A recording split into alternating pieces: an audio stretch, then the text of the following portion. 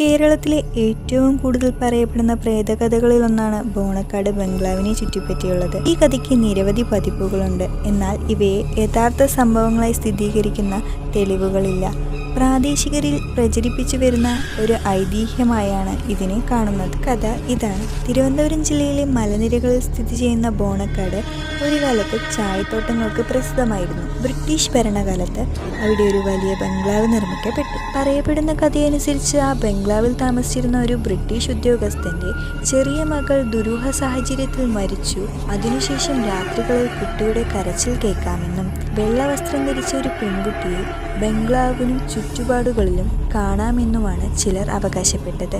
കാലക്രമേണ ചായത്തോട്ടത്തിന്റെ പ്രവർത്തനം കുറഞ്ഞു ബംഗ്ലാവ് ഉപേക്ഷിക്കപ്പെട്ടു.